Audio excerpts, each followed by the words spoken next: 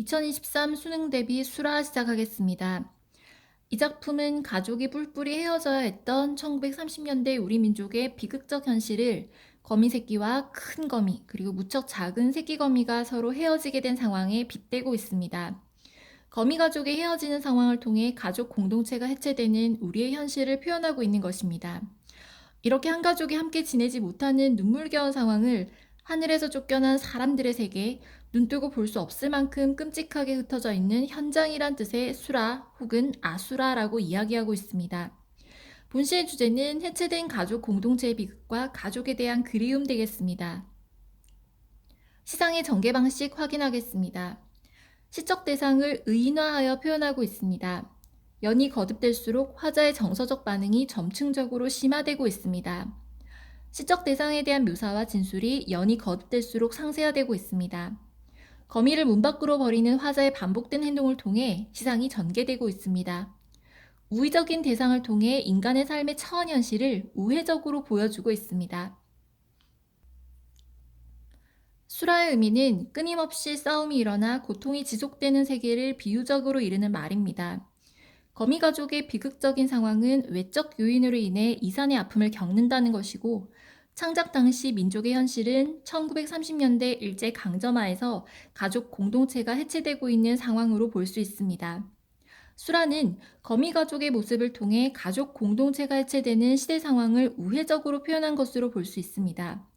거미 가족이 다시 만날 수 있기를 바라는 화자의 모습을 통해 민족 공동체가 회복되기를 소망하는 작가의식을 엿볼 수 있습니다. 수라는 방바닥에 내려오는 거미들을 반복적으로 쓸어버리는 동안 나타나는 화자의 대상에 대한 인식 변화 과정, 그리고 내적 갈등과 정서의 심화 등을 보여주고 있습니다. 이를 통해 시인은 외적 요인으로 가족 공동체가 해체되는 이산의 고통을 겪는 거미들의 상황을 수라에 비유함으로써 일제강점화 우리 민족의 비극적 현실을 형상화하고 있고, 공동체 회복에 대한 소망을 드러내고 있습니다. 본문 내용 시작하겠습니다. 거미 새끼 하나 방바닥에 날인 것을 나는 아무 생각 없이 문 밖으로 쓸어버린다.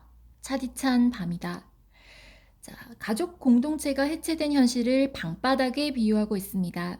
그리고 거미 새끼는 존재론적 연민을 갖게 하는 생명체로 시적 대상 첫 번째가 되겠습니다.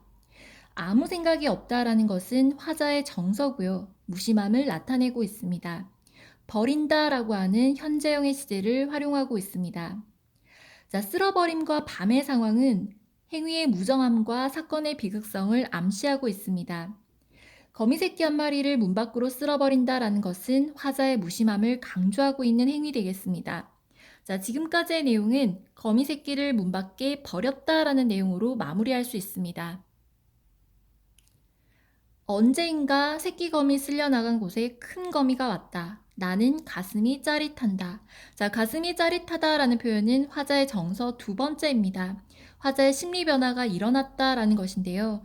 자, 이때 큰 거미는 시적 대상 두 번째가 되겠습니다.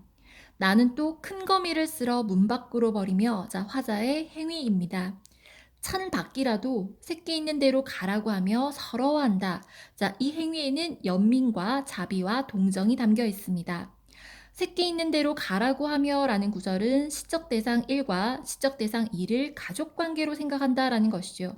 자, 그리고 화자의 정서 세 번째, 직설적으로 드러나 있습니다. 서러워한다라는 표현이죠. 자, 일단 큰 거미를 새끼 있는 대로 버림으로 해서 나는 서러워한다라는 감정을 느끼게 되었다라는 것입니다.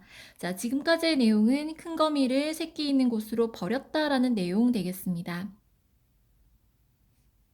이렇게 해서 아린 가슴이 싹기도 전이다. 자, 시간의 흐름 확인할 수 있습니다.